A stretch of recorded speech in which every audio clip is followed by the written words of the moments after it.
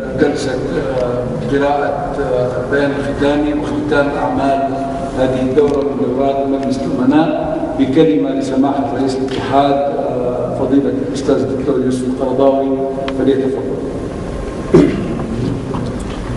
بسم الله الرحمن الرحيم.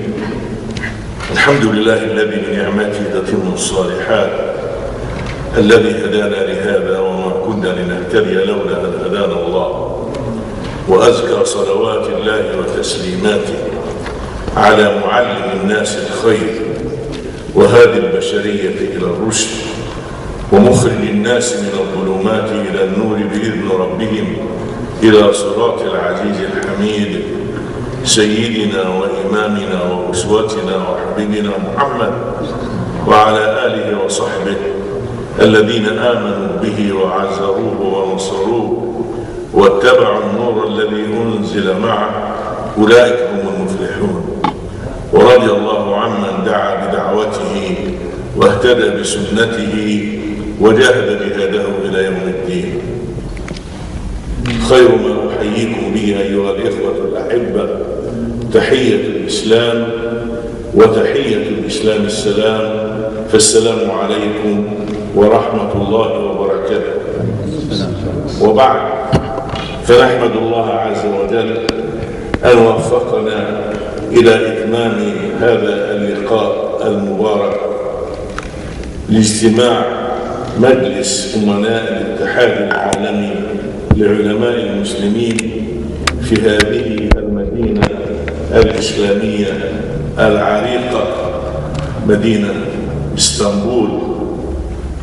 ونحمد الله عز وجل أن يكون للمسلمين ولعلماء المسلمين خاصة اتحاد يتحدث باسمهم، فقد كان هذا حلما للأمة الإسلامية التي كانت تتنادى دائما في كل موقف وفي كل أزمة: أين العلماء وأين دور العلماء؟ الحمد لله أصبح للعلماء مؤسسة تتحدث باسمهم يشارك فيها المسلمون من المشارق والمغارب، من كل قارة ومن كل إقليم ومن كل مذهب. جمعتهم القبلة الواحدة، وجمعتهم العقيدة الواحدة، وجمعتهم الشريعة الواحدة، وجمعهم المصير الواحد. التقى مجلس أمناء الاتحاد العالمي لعلماء المسلمين بعد أن اجتمع مكتبه التنفيذي ونظر في جدول أعماله الحافل، خصوصا في هذه المرحلة من مراحل تاريخنا المعاصر، هذه المرحلة التي أصبح الإسلام فيها يهاجم من كل مكان وبكل سلاح.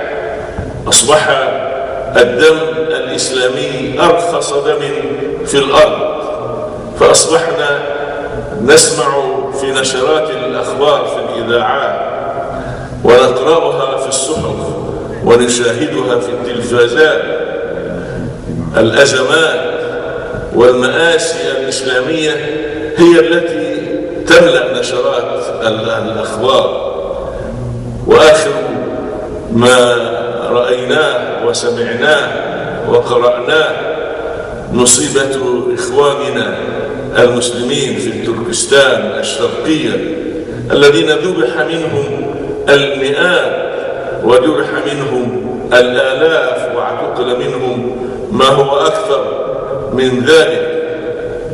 وهذا واقع من دولة الصين التي يتعامل معها المسلمون في كل مكان بمودة وإعزاز، ويظنون أن هذا البلد صديق لهم، فإذا بهم يفعلون ما يفعلون، والمسلمون في كل مكان يتفردون، ولا يوجد من يستنكر هذا استنكارا قويا. الأمة التي تبلغ مليارا ونصف مليار تسكت على هذه المظالم البشعة وهذه الدماء المسالة بغير حق. نحمد الله أن هذا الاتحاد لا يسقط على باطل، إنه يقول دائما كلمة الحق ويؤيد الحق ولا يخاف في الله لومة لائم، وكيف لا، وقد اتخذ شعاره قول الله تعالى: الذين يبلغون رسالات الله ويخشونه ولا يخشون أحدا إلا الله وكفى بالله حسيبا. صحيح أن أزماتنا كثيرة ومآسينا كثيرة، وكل يوم يمضي نرى جديدا في ما ينزل بالمسلمين هنا وهناك، ولكن هذه الأمة لا تموت، هذه الأمة قد تنام وقد تخدر، ولكنها حية باقية، ما بقي الإسلام وما بقي القرآن وما بقي سنة محمد عليه الصلاة والسلام. إنا نحن نزلنا الذكر وإنا له لحافظون. إن هذه الأمة باقية لا يمكن أن تستأصل شأفتها ولا يمكن أن تباد خضراؤها، فقد عصمها الله من ذلك. هي باقية بقاء ماديا وبقاء معنويا ببقاء علمائها الربانيين ودعاتها الصادقين، يمسكونها أن تزول ويمسكونها أن تذهب عن مسيرتها الحقيقية ما دام هؤلاء العلماء قائمين، وما دامت هذه الطائفة التي يسميها علماؤنا الطائفة المنصورة التي تحدثت عنها أحاديث الرسول واستفاضت عن عدد من الصحابة أن هذه الأمة لا تزال فيها طائفة قائمة على الحق وعلى أمر الله، لا يضرهم من خالفهم ولا من جابههم حتى يأتي أمر الله وهم ظاهرون. ما دامت هذه الطائفة قائمة فإن الأمة إن شاء الله بخير، ولن نيأس أبدا ولن نقنط أبدا. إنه لا ييأس من روح الله إلا القوم الكافرون. قال: ومن يقنط من رحمة ربه إلا الضالون. وإن الغد لهذا الإسلام، وإن المستقبل لهذه الأمة، وإن غدا لناظره قريب، وإن مع العسر يسرا، وإن بعد الليل فجرا، ويومئذ يفرح المؤمنون بنصر الله ينصر من يشاء وهو العزيز الرحيم. الآن أدع المقام لأخي الأمين العام للاتحاد العالمي لعلماء المسلمين الأستاذ الدكتور محمد سليم العروة ليقرأ علينا البيان الختامي الذي انتهى إليه هذا الاجتماع. وصلى الله على سيدنا محمد وعلى آله وصحبه وسلم. والسلام عليكم ورحمة الله وبركاته. السلام.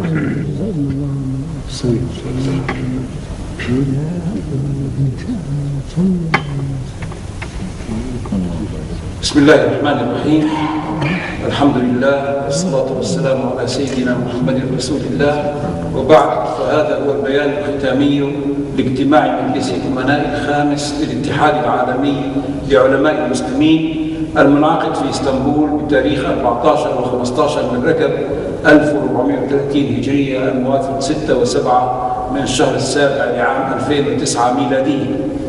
الحمد لله رب العالمين، والصلاة والسلام على المبعوث رحمة للعالمين نبينا محمد وعلى سائر إخوانه من النبيين والمرسلين وعلى آله وصحبه ومن تبع هداه إلى يوم الدين. وبعد، فإن الاتحاد العالمي لعلماء المسلمين بمجلس أمنائه المجتمع حاليا في مدينة اسطنبول وبقاعدته العريضة من علماء الأمة قد رأى من واجبه في هذه الظروف التي يمر بها العالم عامة والمسلمون خاصة من مظالم واعتداءات على المستضعفين في كل مكان، ومن مجازر ومذابح تحل بالمسلمين في بلاد المسلمين وغيرهم، ولا سيما في فلسطين، أن يبين الأمور التالية استحضارا لمسؤولية العلماء في إسداء النصح للأمة حكاما ومحكوما المحرومين إذا أصابها ما يهدد مصلحتها العليا في ثقافتها وثوابتها وسلامة ديارها أو وحدة أراضيها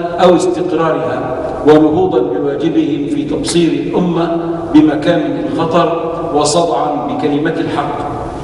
أولا، يؤكد الاتحاد على أن ما يصيب الأمة من جرحها النازف منذ نيف ونصف قرن في بيت المقدس وأكناف بيت المقدس من أرض فلسطين التي بارك الله فيها يوجب على المسلمين حيثما كانوا أن يعيدوا إخوانهم بالمال واللسان والقلم وغير ذلك، وأن يستنفروا القوى المحبة للخير في العالم للوقوف صفا واحدا باستنكار جرائم الكيان الصهيوني في حق الإنسان الفلسطيني ومسكنه وحرثه